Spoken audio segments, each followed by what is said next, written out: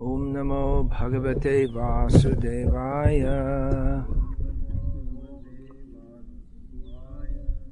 Om Namo Bhagavate Vasudevaya. Om Namo Bhagavate Vasudevaya.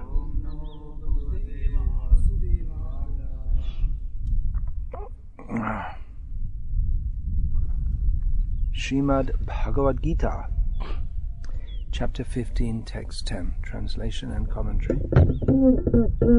by His Divine Grace A.C. Bhakti-vedanta Swami Prabhupada. Utkramantang sthitam vapi bhunjanam vagunan pitam vimurha nanupashyanti pashyanti jnana chakshushaha. Translation. The foolish cannot understand how a living entity can quit his body, nor can they understand what sort of body he enjoys under the spell of the modes of nature. But one whose eyes are trained in knowledge can see all this. Purport. The word jnana chakshushaha is very significant. Without knowledge, one cannot understand how a living entity leaves his present body, nor what form of body he is going to take in the next life, nor even why he is living in a particular type of body. This requires a great amount of knowledge understood from Bhagavad-gita and similar literatures heard from a bona fide spiritual master. One who is trained to perceive all these things is fortunate. Every living entity is quitting his body under certain circumstances. He is living under certain circumstances, and he is joying under certain circumstances, under the spell of material nature. As a result, he is suffering different kinds of happiness and distress under the illusion of sense enjoyment. Persons who are everlastingly fooled by lust and desire lose all power to understand their change of body and their stay in a particular body. They cannot comprehend it. Those who have developed spiritual knowledge, however, can see that the spirit is different from the body and is changing its body and enjoying in different ways. A person in such knowledge can understand how the conditioned living entity is suffering in this material existence. Therefore, those who are highly developed in Krishna consciousness try their best to give this knowledge to the people in general, for their conditional life is very much troublesome. They should come out of it and be Krishna conscious and liberate themselves to transfer to the spiritual world. Yesterday I spoke about Western philosophy, or what is called philosophy, because the real problem is stated here in this purport. Although different philosophers claim to see the world in very different ways, for instance, Sigmund Freud saw the world in terms of the ego and the id, or the essence of the mind. That was the lens through which he saw the world. Marx saw the world, Karl Marx saw the world as through the prism of class struggle, in economic terms. There are various ways. There are different economic theories, psychological theories, and there are very different outlooks even among the various generic ways of looking at the world. For instance, in psychology it was all based on the mind, and then the mind got relegated in behavioral psychology, and which is a completely different outlook. And then again there's Gestalt psychology and so many different things.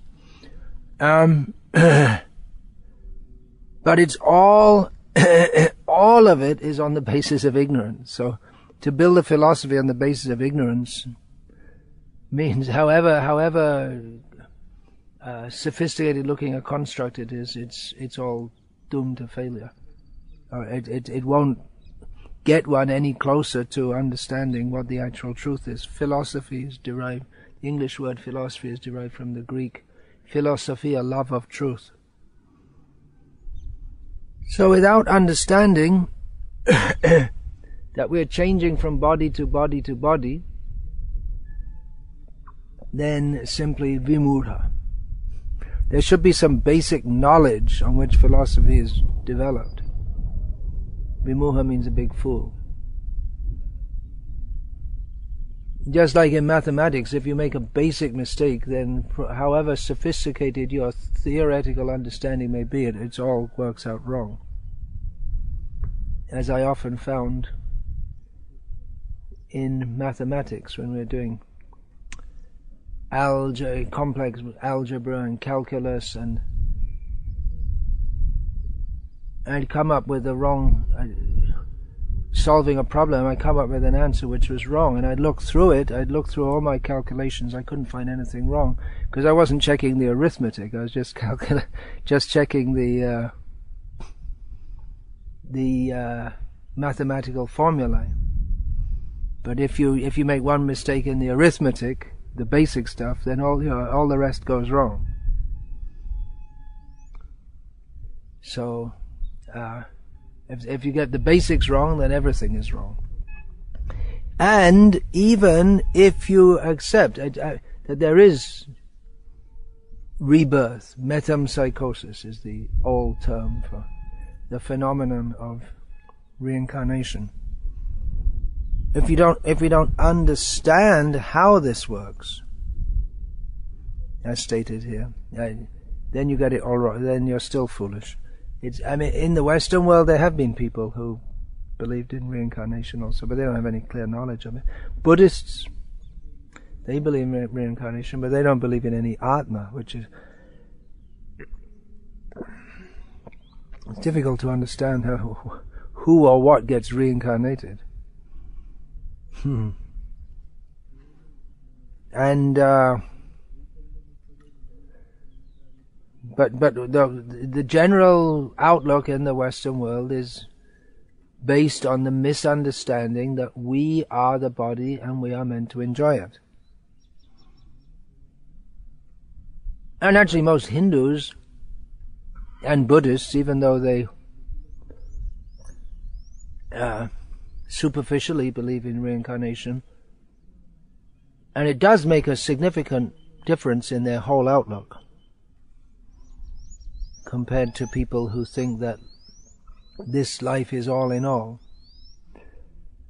But practically in day-to-day life, people are interested in the here and now, and they act as if they were the body. So even theoretical knowledge that we're not the body, which is not imparted in a very systematic way. If we see in modern Hinduism, there's no method of instruction for almost all children. It's banned in the schools to give any religious instruction. Of course, this is not really religious instruction. We're talking about facts here.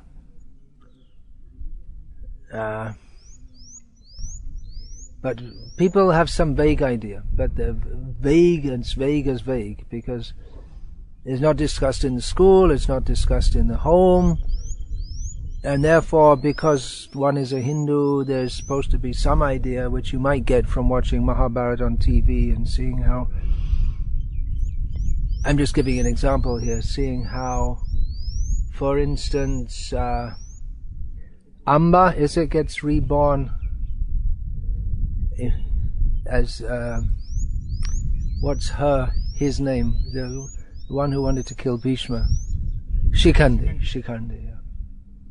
That was Amba, wasn't it? There's Amba, Ambika and Ambalika. The first one was Amba.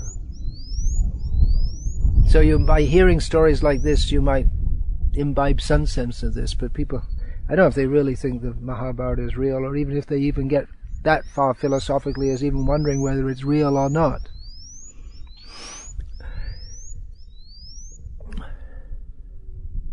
So we have in the Western world no not belief in reincarnation. That's the predominant worldview. And in Buddhism, accepting reincarnation but not accepting the existence of the Atma, which is weird. And in Hinduism, among people in the West who accept reincarnation, they're still much concerned with the here and now more than understanding that if this life is just a blip in time, then what happens in this world is of no real importance unless it's related to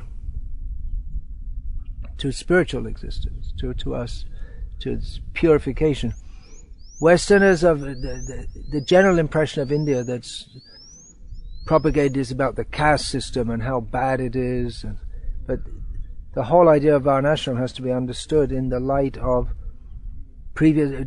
One is born in certain situations according to one's previous activities, and taking up from that point, one has to progress, and that's the whole idea of the varnashram system.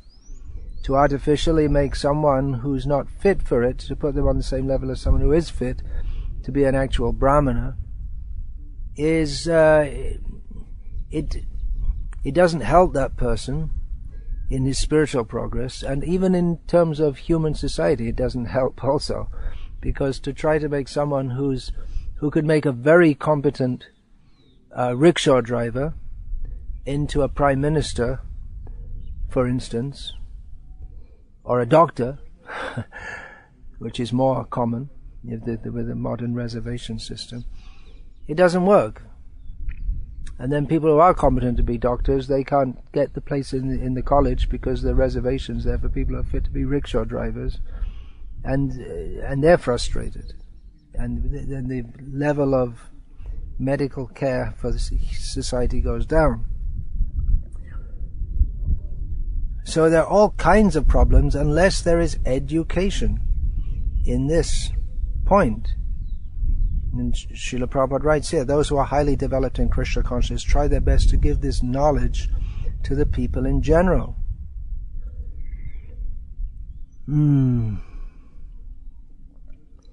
So we might think that it's not required in India among the Hindus to preach about reincarnation, but it is required also. They don't know what's going on, or even if they do accept that there's reincarnation, but the implications of it they don't take very seriously. Real understanding begins with Vedanta. Atato Brahma Jignasa. One should inquire into the nature of reality. Spiritual reality, that we are spiritual living beings. We are not matter. We are not the body. So Vedanta is a well-known term in India. Very few people have any idea what Vedanta is all about. In Srila Prabhupada Lilamrita, it's related that in the early days in New York, someone came up to Srila Prabhupada and said, I am a Vedantist, I follow Vedanta. Prabhupada said, okay, tell me, do you know any verse of Vedanta Sutra? Tell me, what's the first sutra of Vedanta Sutra? He had no idea.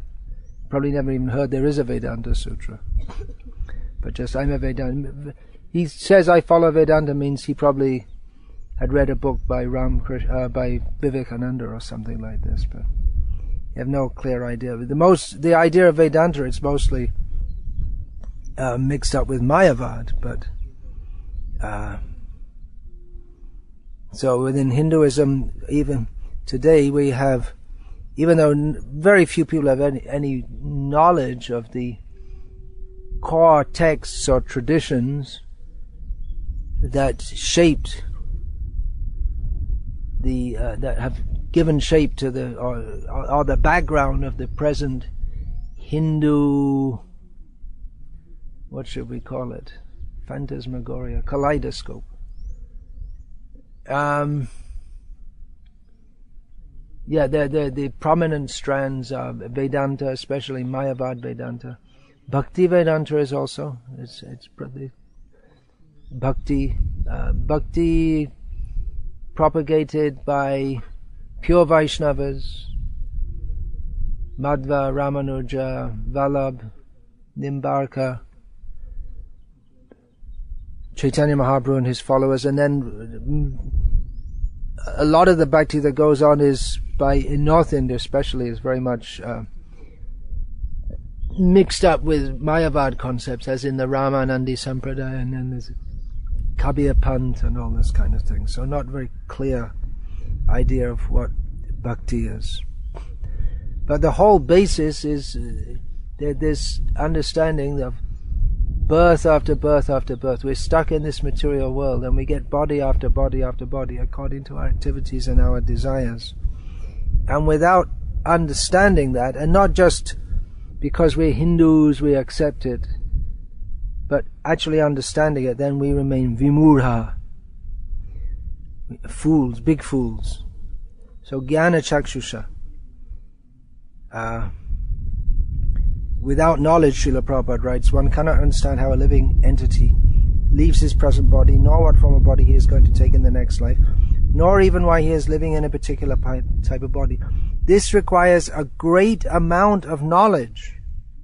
It's not just, we're changing body. Okay. But it requires a great amount of knowledge to understand this. The subtle workings of material nature. That is understood from Bhagavad-gita. Bhagavad-gita gives a tremendous overview of the whole process, which that knowledge is it's in the Upanishads, but it's all collected together here in the Bhagavad-gita. And it is elaborated upon also in the Srimad Bhagavatam, but in the Gita we have all the basic knowledge of the nature of the soul and how it's transmigrating. So it really is the key to all spiritual knowledge. It is there in Bhagavad-gita. And in fact, if you read the Upanishads without an expert guide, you're likely to get more confused. So the Gita is really the essence of knowledge. This requires a great amount of knowledge, Srila Prabhupada writes, understood from Bhagavad-gita and similar literatures, heard from a bona fide spiritual master. One who is trained to perceive all these things is fortunate. It requires some training. Again, it's not just a matter of belief. One has to be trained to see with the eyes of knowledge. Jnana chakshusha, vimurha nanupashyanti. Those who are greatly foolish, they cannot see. Anupashyanti means seeing through the disciplic succession, or it can mean constantly seeing. But unless one has the eye of knowledge, which comes from training, one can't see and things actually properly as they are. And that's why we see in Western philosophy it is very developed in many ways. There are many highly intelligent and perceptive philosophers, but they fail to grasp this basic question, this basic point, and therefore they identify themselves with the body and with the mind and with the country. Not all identify themselves with their country. Some have a more that's a low standard of philosophy, even by Western standards. But with the body and the mind, and they consider themselves to be human, and very few of them even understand the basic point that we shouldn't be killing animals and inflicting pain on other living beings. So it's although there is a lot of sophistication in some ways, in other ways it's extremely gross, based on this misunderstanding. Among the influential philosophers of the recent times, when we talk about philosophy, when we say recent times, even in the even in the Western concept, that means in the last 100 or 200 years. So, extremely influential philosopher, one of the most influential, undoubtedly, has been Nietzsche, the German philosopher, who didn't have any systematic philosophy, but he was the champion of think for yourself and don't accept any authority and realize yourself. A lot of emphasis on the self without ever understanding what the self is. One of his famous works was called Human All Too Human. So, like most of the philosophers, deliberating on the human condition, the Western philosophers, but without ever really thinking to define what it means to be a human, and just presuming that human means this body and the mind that goes with it, that's born and it dies, and that's it, finished. Although some may say that, well, the Christians the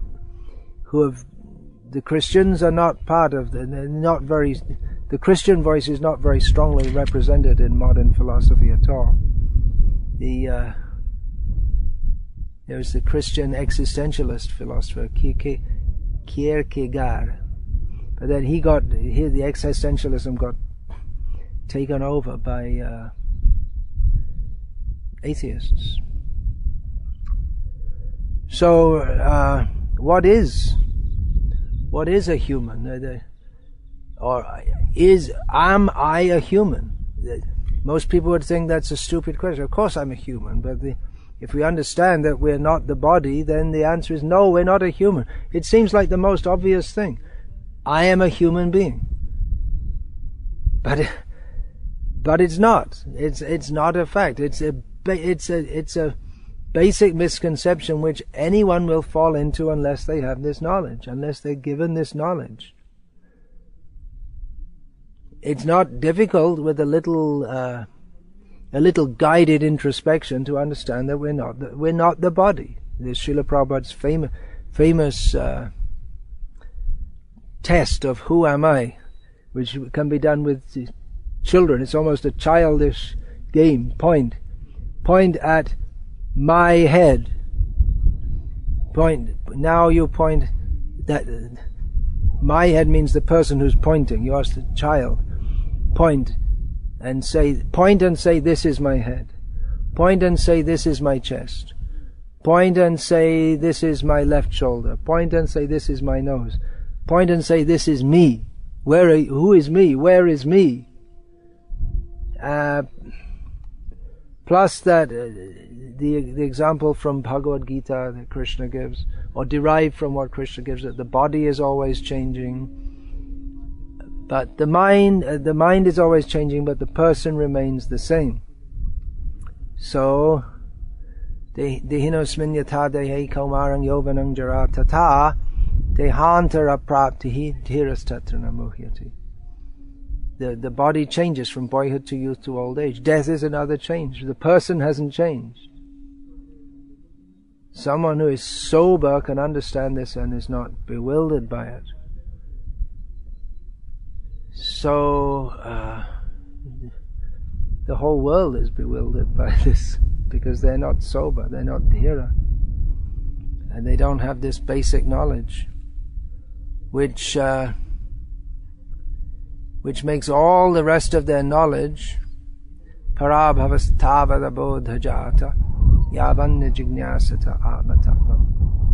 Means it's all defeated. For everything we do without this knowledge, as long as we're not awakened to the actual fact of who we are and what we are, then all our endeavors are defeated, and our talk of morality and human rights and all this, it's all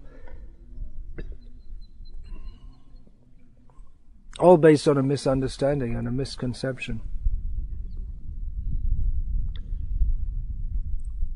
Just like, for instance, the discussion of abortion.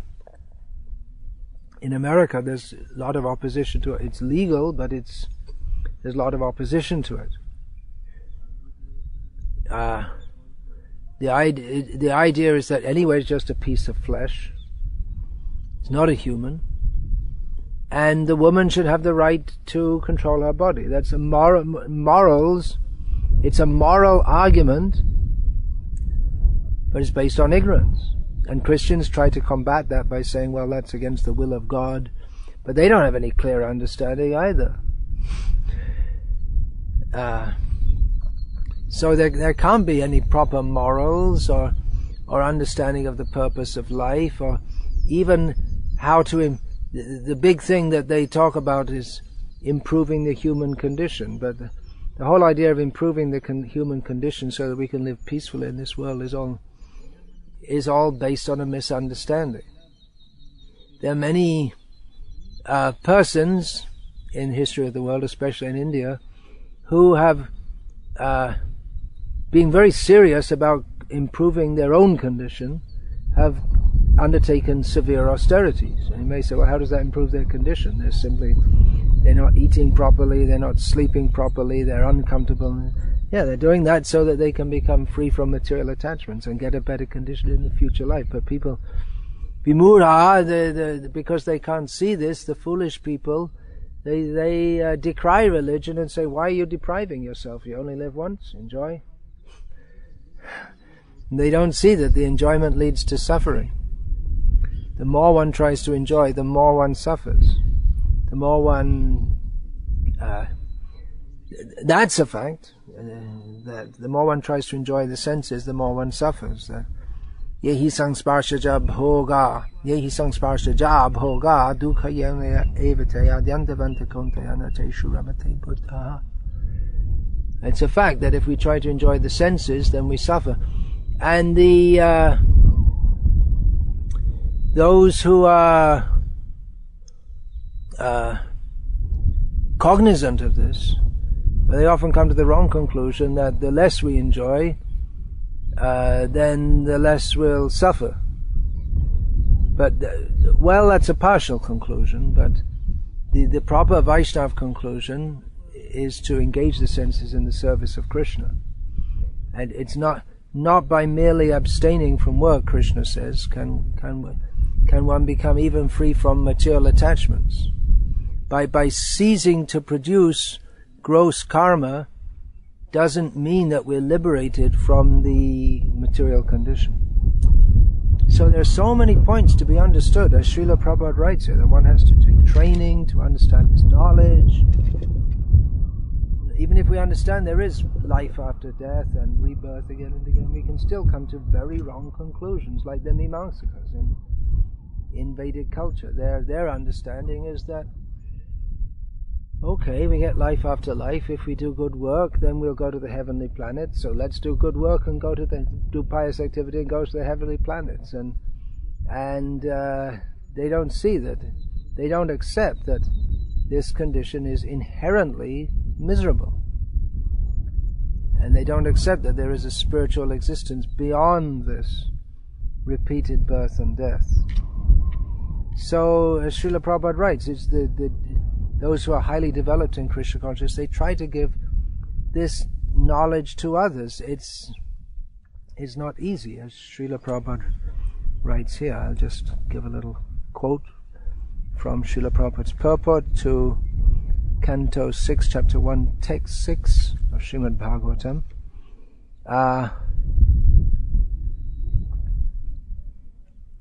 Because a Vaishnava fully takes shelter of the Supreme Personality of Godhead, he personally has no problems. But because he is compassionate toward the fallen conditioned souls, he is always thinking of plans to save them from their hellish life in this body and the next. Parikshit Maharaj therefore anxiously wanted to know from Shukadev Goswami how humanity can be saved from gliding down to hell. Shukadev Goswami had already explained how people enter hellish life, and he could also explain how they could be saved from it. Intelligent men must take advantage of these instructions. Unfortunately, however, the entire world is lacking Krishna consciousness, and therefore people are suffering from the grossest ignorance and do not even believe in a life after this one. This is the grossest ignorance. People say, if you don't go to school, then you have to go to school so you can get a good job, and But they go to school, they study, and they work hard for 15, 20 years studying, and they're still in the grossest ignorance. Because they don't even know this basic fact. They don't believe in a life after this one, because they have some propaganda that life is... By science we've understood everything, and we didn't... by science we didn't find any Atma, so that means there's no Atma. A completely foolish conclusion. Continuing this quote, to convince them of their next life is very difficult, because they have become almost mad in their pursuit of material enjoyment. Nevertheless, our duty, the duty of all sane men, is to save them. It's very difficult because they have such wrong ideas which they presume to be right. On the principle of Sangat Sanjayate Kamaha, our desires develop according to our association, and the association people get from birth is that of a materialistic culture which has no idea of life after death, or even if they do have an idea, they have very wrong ideas, or very vague ideas, and people are just carried along. Srila Prabhupada writes in this Bhagavad-gita, in the one Prabhupada, people in general are not very intelligent. That's a sutra which applies. People, it's observable. People in general are not very intelligent. Srila Prabhupada writes in the purport to the Tadbhag Visargo verse in the Bhagavatam that the mass of people are like pawns in the hands of the leaders, and people are just influenced by whatever the leaders or what the general culture serves up to them. They take it to be real and a fact. You can see that people can be influenced very easily. Their whole way of thinking can change. Just like in Germany in the 1920s, there were many Jews, and Germans were living with Jews. And in the 1930s, the Germans started rounding up and killing the Jews. Why did they start doing that? Because they were influenced to do so by propaganda. They didn't think to do it themselves. But by propaganda, they got the idea that the Jews are the great enemies, and because propaganda was made, that's all. Because of propaganda, the people are ready to go to war. By propaganda, people, even though they know that, for instance, smoking is very detrimental to their physical health, and they are interested in physical health because they want to enjoy their body, but still they smoke a cigarette. Why? Because of propaganda. People are like sheep, they just follow. This is Sai Baba, how it became popular. Someone said, oh, very good, and then someone else said very good, and someone else said very good, and there's no... out of all these millions of people who have pictures of Sai Baba in their house and go to Sai Baba temples and think that Sai Baba is God, although they never really thought what God means, did any of them ever stop to think, what actually is going on here? What's the purpose of it? Or what's the result of worshipping Sai Baba? How come Sai Baba is not mentioned in any Shastra? Or that our forefathers, they never were. They just don't think, okay, Sai Baba. And worship. It's just, people are just stupid. So, Vimudha, they don't have any clear knowledge. Therefore, Vimudha Nanupashan, they don't clearly see, and therefore they're just great fools, and it manifests in different ways, either as the Hindu worshipping Sai Baba, or the Westerner who has no idea of any reincarnation, or the Buddhist who accepts his reincarnation but doesn't accept there's any Atma. It's all foolishness. Foolishness means lack of knowledge and lack of understanding. So it's the duty of devotees to educate others in this. In the purport we read yesterday, Srila Prabhupada wrote about the approaching a learned philosopher like Vyasa. So Krishna conscious preaching, we often think is just go out and get people to chant Hare Krishna, but it's a lot more than that. We have to educate them. Even Sai Baba followers, they'll chant Hare Krishna, but they won't get the same benefit as someone who is clearly educated in what are the facts of spiritual life, beginning with this essential point that there is reincarnation, birth after birth, punarapi jananam, punarapi maranam. And what are the implications of that? That this life has no intrinsic importance, but human life is, although it has no intrinsic importance, that means it doesn't matter whether I'm a king or a rickshaw puller or whatever. It has no intrinsic importance. It doesn't matter whether tata mana pamana yoho. It doesn't matter whether people honor me or dishonor me. These things don't matter. But human life is important. Tadapya dhruvam artadam. Durlabang manushang janma tadapya dhruvam artadam. It is important because it affords an opportunity to understand all these things and act in such a way that we don't get born again. So this education is needed. Hare Krishna. Any questions or comments about this, please? Hare Krishna.